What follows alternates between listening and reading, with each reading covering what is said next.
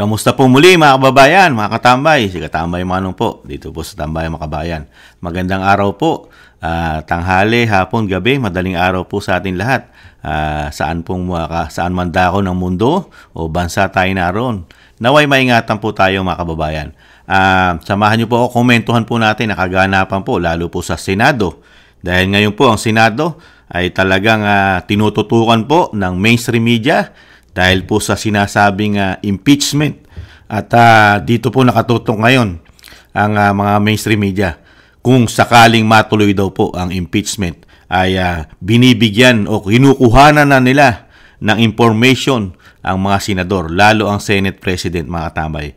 Pero nagsalita rin po ang Senator Senator Bato de la Rosa, mga katambay. Hindi si Senator Bongo. Pakinggan po natin ang Senate President Escudero at ang Senador Bato de la Rosa, mga katambay, si Bato.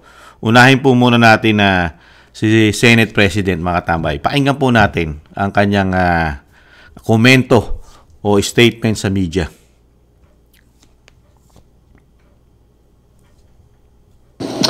Hindi susundan yung line of succession. Yung line of succession, papasok lamang yan kapag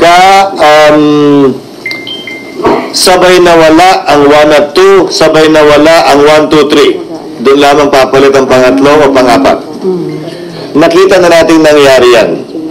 Nung natanggal si dating Pangulong Estrada, pumalit si Vice President Arroyo, na bakante ang Vice President. Ang ginawa niya, so hindi sabay na bakante. Nag-appoint siya mula sa Kongreso. Ang age requirement ng Congressman ay 25 years old, ang age requirement ng Senator ay 30 years old, ang age requirement ng Presidente at Vice Presidente ay 40 years old. So limitado ang pwedeng piliin ng Pangulo na magiging ikalawang Pangulo mula sa Kongreso na ang edad dapat 40 patas. Wala naman yatang senador na bababa sa 40, so lahat ng senador ay qualified. Pero may mga kongresistang below 40, hindi sila pwedeng i-nominate dahil hindi sila qualified. Yung ibang qualification ng Pangulo at ikalawang Pangulo, taglay na ng mga mambabatas. Natural born citizen, registered voter, resident of the Philippines, and able to read and write. So yung edad lamang ang nawawala. So pipili siya at matapos niyang pumili, i-conform ito by majority vote ng Kamara at ng Senado, voting separately. Pag nangyari yun, siya na yung papalit bilang ikalawang Pangulo. At nangyari yan kay then Senator na naging Vice President Teofisto Gingon. Yan po mga tambay, ang pahayag po ng napakagaling na Senate President ng bansa, Chis Escudero, mga tambay. Yan, nagbigay na po siya. Parang ang nangyayari po sa Senado ay talagang may magaganap na impeachment, mga katambay. Ibang klase. At pakinggan naman po natin ang pahayag naman po ng Senador Bato de la Rosa. Sure, nagpahayag na ba ng posisyon si Senator de la Rosa sakaling matuloy ang impeachment kay Vice President Sara? Monica, mananatiling objective o nakabatay lang sa katotohanan at walang bahid ng personal na interes. Ito ang tiniyak ni Senador Ronald Bato de la Rosa sa gitna na kung sakali nga na matuloy itong impeachment trial o ang pagdinig sa pagpapaalis sa pwesto kay Vice President Sara Duterte. Ito nga ay kahit kilala namang malapit na kaalyado ng mga Duterte ang mambabatas.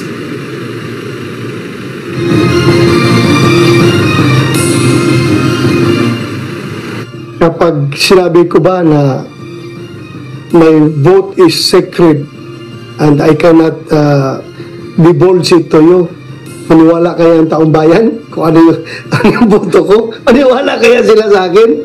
I will vote at the proper time. Right now, I cannot give you my vote. Maniwala kaya ang tao sa akin? Sana maniwala sila. Gayunman, gaya ng pananaw ng ibang miyembro ng mataas na kapulungan ng Kongreso, aminado si Senador de la Rosa na magdudulot ang impeachment proceedings ng pagkakabahabahagi sa kanilang hanay. Alam naman natin na yung impeachment is a political process. It is not a judicial process. It's a political process. Believe it or not, it's a political process. Saka chances are at lalabas talaga dyan yung political color mo. Chances are na talagang hahantong yan sa kampihan. Political process yan, di ba? Naniniwala rin ang dating Philippine National Police Chief na napag-isipang mabuti ang pagsasampa ng impeachment complaint laban kay VP Sara. Nakaplano na yan, nakaplano na yan. Well planned yan, well planned. Kaya, we are preparing for those. Sabi nga lang, kakapalabas lang yung text ng presidente nung araw na ito, kinabukasan, nandun na sila, nag-file na sila kaagad. Monica, tumanggi ng tukuyin ni Senador De La Rosa kung ito nga ay plano mula sa Malacanang, sa House of Representatives o sino pa mang individual. Gayunman ay sinabi ng Senador na hindi anya maganda kung may control si Pangulong Ferdinand Marcos Jr. sa pagsusulong ng impeachment dahil dapat anyang igalang nito ang separasyon ng kapangyarihan. Yan ang latest. Balik sa'yo, Monica. Hindi na nga nila ginalang Diba? Wala namang paggalang na. Wala nang paggalang ang mga politiko, di ba? Lalo sa mga sa tao, sa mga botante, yung mahigit 32 million na bumoto sa Vice President ay hindi naman po nila ginagalang ng mga politiko dahil may pang sariling interest, di ba? Kung talagang hahanap po ng totoong korupsyon sa ating bansa at dapat ma-impeach, meron po dapat talagang totoong ma-impeach, hindi po ang Vice President, mga kababayan. Kung talagang hahanapan po nila talaga yung totoo. Kasi mismo ang pinakamagaling at naging magaling na presidente sa ating bansa, si dating Pangulong Duterte, ay meron po siyang nakitang napakalalaking po pwedeng i-impeach korupsyon sa ating bansa. Hindi po ang Vice President. Tingnan po natin, pakinggan po natin yung sinabi ng dating Pangulong Duterte na pera mismo ng taong bayan ang kinuha ng mga politikong ito ayon sa dating Pangulong Duterte. Pakinggan po natin. Intayin nyo lang po si Kamano. Ise-set up ko lang po.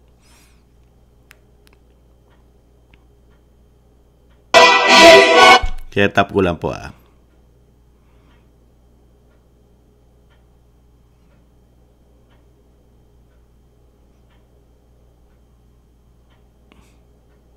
Ito po. Ang gobyerno na ito, walang project. Saan ang pera namin? PhilHealth, 89 billion. Ang naiwan, 29 billion na lang. Ang Maharlika Fund, ang target nila sa 250 billion. Kinuna nila ang GSIS ng 62.5 billion. Yan, pera rin ng mga taga-gobyerno yung empleyado. Ang SSS, kinuha rin 62 billion. Private rin yan. Umabos na rin Magdes kasi Magdes, may pag 5 mil kayo ngayon, kita sa CCTV ko rin. So, kung walang pera, anong gawin nila? Maghirap. Tama po yun. Pag wala ng pera at ubos na pera, ano gagawin? Mangutang, manghiram. Sino po ba ang dapat talaga? Kung hahanapan po talaga, mga kababayan, ng totoong impeachment, totoong korupsyon, di ba? Yun, pera po ng taong bayan yun. Yun po. Pinag-ipunan po yun, pinagpaguran po ng taong bayan. Yung mga kontribusyon. Kontribusyon po yun lalo sa PhilHealth. Di ba? Nag-contribute po mga Pilipino. Di ba? Kinuha, inilipat. Yung sinasabi ni dating Pangulong Duterte, 99 billion, 29 billion na nga lang naman natira. Nakuha na yung 60 billion. At ganun din po yung sinasabing Maharlika Investment Fund. Ang target po nila dyan ay 250 billion. Napakalaki na po ang nailagay po nila dyan. Ano na nangyari? Puro billion po pinag-uusapan, mga kababayan. At yung sinasabi po, pera din po ng taong bayan. Yung sa GSIS. Nakakuha na po sila ng 62.5 billion. Ayaw na mismo sa dating Pangulong Duterte. At ganoon din po sa SSS natin. Sa SSS natin, nakakuha na rin po sila ng 62 billion. Puro pera po ito na contribute ng taong bayan, mga kababayan. Pero wala po rito investigasyon. Wala pong impeachment dito. Wala po ditong wala pong yumayaw-yaw. Wala po. Lalo ang mainstream media. Wala pong pakialam dyan sa pera ng taong bayan. Gigil na gigil po sila sa saan? Sa 125 million. Na hirap silang patunayan. Mga kababayan, di ba? At yung sinasabing threat sa buhay ng Pangulo, First Lady, at syempre ng pinakamamahal nilang speaker. Di ba? Kung talagang totoo, di ba? At na makatotohanan, at hindi mo ginagago at niluluko ang taong bayan. Kasi ginagago mo eh. Ginagawa nyo pong tanga, bobo ang taong bayan. Pera mismo ng taong bayan, walang pakialam ang gobyerno natin. Walang nakikita ang media, ang mainstream media, walang nakikita. Samantalang ang dating Pangulong Duterte, nakikita niya ang nawawalang pera na hindi pinag-uusapan sa Kamara at Senado. Ang pinag-uusapan, impeachment. Lalo ang Senate President, ano pinag-uusapan ng Senate President? Yung mga pupwedeng pumalit. Nagbigay na po siya dahil tinatanong ng mainstream media ang mga posibleng pumalit sa Vice President. Nagbigay siya. Pati edad. Kailangan hindi bababa o 40 anyos pataas, 40 years old pataas. At yun po ay manggagaling sa magiging nominee sa Senado at sa Kongreso. At sino po ang mamimili? Mga kabayan, ang mamimili, sino po? Ang Pangulo ang mamimili, mga katambay. Mga katambay, di ba? May sagot din po ang dating Pangulong Duterte doon sa mamimili ng bagong Vice President. Wag na po natin na meron din po kasi sabi ng dating Pangulong Duterte, napaka-weak o weak leader daw po. At syempre po, gumagamit daw po ng droga ayon kay Cathy Binag. Di ba? Droga, ayon kay Cathy Binag. Tapos, siya mamimili. Nakita po natin, ang laging nagiging napipili niya, puro papabor sa kanya, mga tambay. Di po ba? Hindi naman po papabor sa taong bayan. Komento na inyong lingkod. Di ba? Komento ko. Dahil nagkakawindang-windang at nagkaagulo at napakarami pong korupsyon. Ayon na rin yan sa dating Pangulong Duterte. Kaya tama yung sinabi ni Bato mga tambay. Yung ginagawa po nila impeachment, talagang may kulay po yan. Nilagyan po nila ng kulay politika.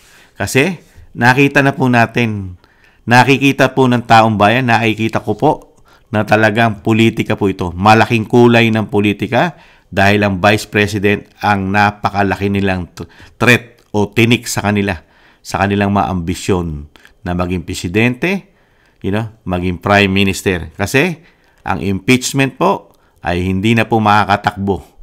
Wala na pong posisyong pwedeng takbuhan pagka in-impeach nila ang Vice President. Kahit anong posisyon po, hindi na po siya makakatakbo, mga katambay, bilang lingkod bayan ng ating bansa. Ganyan po katindi ang gagawin nila kay BP Sara. Itong mga politiko na ito, kasama ang mga kaliwang grupo. Nakita naman natin, lahat halos ng nagsasampa ng impeachment ay ito po ay panatiko at ito po ay sumusuporta yata sa grupo ng CPP, NPA, NDF. Nakita po natin, dalawa na po at may umuugong na rin mismo. Ang susunod na mag-i-impeach yata ay sinasabi ni Senator Bato kung may katotohanan. Pati yata mga kapulisan yata natin ay magsasampa rin yata ng impeachment. Ibang klase ang ating gobyerno. Talagang malaking gulo po kasi yan, mga kababayan. Pagka ganyan po ang gagawin po nila sa isang halal ng bayan na majority ng botante ng Pilipinas, ng ating bansa ay nakuha ni Vice President ang napakalaking popular vote na hindi bababa sa 32 million ang kanyang nakuhang boto. Tapos ganito lang ang gagawin ng mga politiko. Ang mga politiko na nalaman natin na sobrang korap ang kanilang institusyon. Di ba? Kasi hindi po ito uusad kung walang suporta po ito. Unang-una ng Pangulo. pangalawa ng speaker. Di ba? Dahil doon sa institusyon ng Kongreso manggagaling ang ground ng impeachment. Aakyat pa lang sa Senado. Kaya ito, talagang planado po ito, mga katambay. Kahit sabihin po natin na nagkaroon sila ng usapan, di ba? Pumutok sa balita, lagi na mainstream media, di ba? Nagkaroon daw po ng usapan sila, mga ang Kongreso at ang Pangulo, at hindi bababa sa 200 o 200 membro po ng House of Representatives ang nakipagpulong po o nakipag-gathering sa Pangulong Marcos. Kaya po yung sinasabi nga po natin, talagang imposible na hindi alam ng isang Pangulo ng Pilipinas ang galawan, di ba? Dahil una, napakaraming pinasabog ng Vice President. Pati po ang First Lady, kasama po sa pinasabog ng Vice President na kumukolekta ng napakalalaking pera sa kabangyaman galing sa taxpayer, ang First Lady. Di ba? Mayroon pong video na hawak ang conversation nila about sa pera, ang First Lady. Di ba? Tapos may issue po ng droga ang Pangulo ng Pilipinas. At napakarami niya pong usapin, lalo po pagdating sa kaperahan, yung nabanggit na mismo ni dating Pangulong Duterte. Wala pa dyan yung flood control. Hindi pa kasama flood control na 1.4 billion a day ang ginagastos po nila. Nung panahon na pinagmamalaki nila yan. Ginagawa daw yan, 5,500. Di ba? Kaya nga po, yung sinasabi nga po natin, talagang magkakaroon po talaga ng kulay ang politika. Kasi mismo, ang pinapasahan ng impeachment, kung saan dinadala nitong mga sumusuporta sa CPP, NPA, NDF, doon sila nagpapile ng impeachment sa House of Representatives, ay mayroon pong napakalaking question mark sa taong bayan. Mismo ang Vice President kasi, ang nagbulgar ng napakalaking corruption po riyan. 2 tao lang po. Mismo galing sa bibig ng Vice President, pinangalanan niya kumukontrol ang Speaker Romualdez at ang Saldico. At nalaman din po natin, di ba? Sariwa-sariwa pa sa ating mga isip ang mga pumutok dyan, lalo na yung kanilang MOOE. Diba? Yung mga kanilang extraordinary expenses, liquidation by certification lamang. At yung kanilang mga pondo ay walang public hearing. Hindi katulad ng mga ahensya ng gobyerno, katulad ng Pangulo at Vice President, may mga public hearing. Sa kanila, wala. Diba? At dyan din po, nagalit ang dating Pangulong Duterte. At nung matuklasan din po yan, ano sabi ng dating Pangulong Duterte?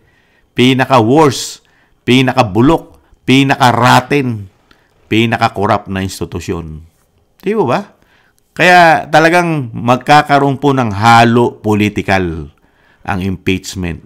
Dahil mismo ang Vice President, ano sabi niya? Napakaraming ginagawang korupsyon, lalo ang Speaker. Direkta niya sinasabi yan ng Vice President. Pati mga negosyo ng Speaker ay pinasabog na rin, kasama po mga nakakasira sa ating bansa, mga nakakasira sa kalikasan. Maraming negosyong binanggit yan, mga katambay. At lalong-lalo na ang ginawa po ng 2 tao nung siya ay sekretary ng DepEd. Nilagyan po nila ng mga extraordinary for how many billions ang DepEd, mga katambay. Dokumentado po yan. Kaya lang, wala po kasing hearing. Nakita niyo po bang pinatawag ang Vice President? Kahit po sa Senado, nagbuo po ba ng committee ang Senado at ang Kongreso para imbestigahan po nila lahat ng anomalyang pinasabog, korupsyon ng Vice President? Nada. Kaya nga may halong pamumulitika. Pagka ang korupsyon ay galing sa kanila, bulag, pipi, bingi, pati mainstream media, bulag, pipi, bingi, mga kababayan. Di ba napansin? Napakalaking korupsyon, napakalaking issue ng presidente, lalo sa issue ng droga. Meron nagpapatotoo? Meron po bang komite? Meron po ba katulad ng Quadcom na mag-iimbestiga? Kikati Binag. Nada. Di ba? Saan po nakatutok? Dito lang po sa Vice President. Yung kanyang sinasabing napakaraming aligasyon na binitawan po ng sino po nagbintang itong mga sumusuporta sa CPP, NPA, NDF. Sila po, mga kababayan, ano po sinasabi? Itong capable violation of Constitution, graft and corruption, bribery, betrayal of public trust, at meron pang mga crime, ibang klase. Nakita nyo po, samantalang yung binanggit ni dating Pangulong Duterte, pagnanakaw sa pera ng taong bayan for how many billions? Diba? Ito po, napakarami po marami po matatanggal. Maraming may impeach, lalo po ang Pangulo at ang Speaker. Mga katambay, kung talagang hahanap talaga ng ground ang mga lingkod bayan, lalo po ang hindi nasasapalan, walang halong pamumulitika ng mga senador at mga kongreso. Kung walang halong politikal, walang halong pera yata. Diba? Makikita nila lahat ng sinabi ng dating Pangulong Duterte at makikita nila ang lahat ng natuklasan ng Vice President na korupsyon, na ground ng napakaraming impeachment sa mga ito. Di po ba? Tapos saan tayo dadali ng mainstream media? Doon sa pagpapatalsik at kailangan pag-usapan na sa mainstream media kasama ang Senate President ang posibleng papalit na. Wala pang hearing, pinag-uusapan na nila ng napakaaga ang papalit, pati edad, mga katambay. Kaya naniniwala po inyong lingkod sa mga tinuran at pahayag ni Senator Bato de la Rosa.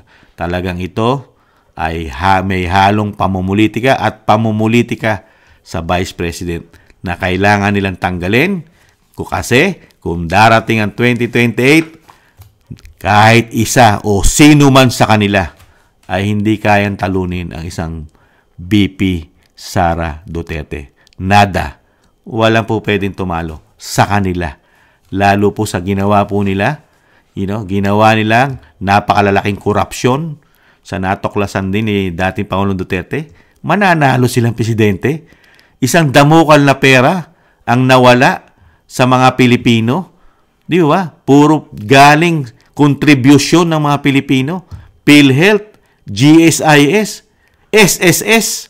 Bili mo, puro contribute yan ng Pilipino. Di po ba? Kaya nga ito napakalaking issue po ito eh. Pera po ng taong bayan. Kaya kailangan nila i-impeach ang Vice President kasi hindi sila mananalo. Kaya yung sinasabi ko nga po mga katambay, ibang klase po ang bagong Pilipinas, mga katambay. Pagdating po sa korupsyon, pagka sa kanila ang issue ng korupsyon, bulag, pepe, bingi, mga katambay, ibang klase sila. Kaya nakita po natin, di ba? Pati po ang kasi ang makikinabang naman dito pag nagkagulo, magkakagulo ito eh. Pag in-impeach po nila ang Vice President, magkakagulo po. Isa lang po makikinabang dito. Sino? CPP, NPA, NDF. Sila lang ang makikinabang dito. Dahil yan ang gusto nila. Magulo ang bansa. Pero kung magugulo naman ang bansa, marami naman po maabolis. Maraming matatanggal, mga tabay. Yung sinasabi ni dating Pangulong Duterte, baka mawala, matanggal. Dahil nga po, napakalalaking korupsyon, mga tamay. Good luck na lang po. Good luck na lang po sa Senate President na siya mismo nagsasabi na walang halo at talagang magiging fairness sila. Pero ang makikinabang po sa gagawin nila ay sila-sila rin. At ang napakalaking pakinabang po para sa kanila, yung pinakamalakas na politiko o yung sinasabing pinakamalakas na mga kalaban nila ay tatanggalin nila. Kaya halos lahat ng pakinabang, pera, kapangyarihan, may kasama pa raw droga, ayon sa Vice President, ay puro sila ang makikinabang. Hindi ang taong bayan, mga kababayan. Politiko lang ang makikinabang sa laki ng perang pinag-uusapan.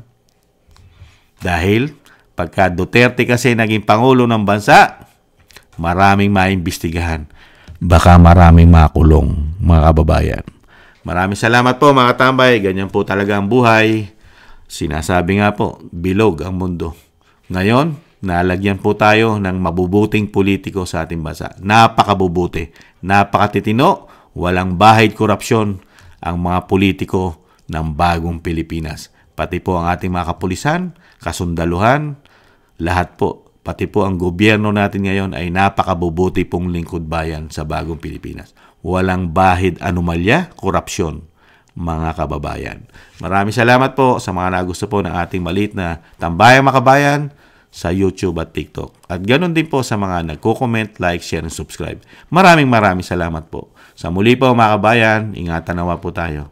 Paalam. Bye-bye.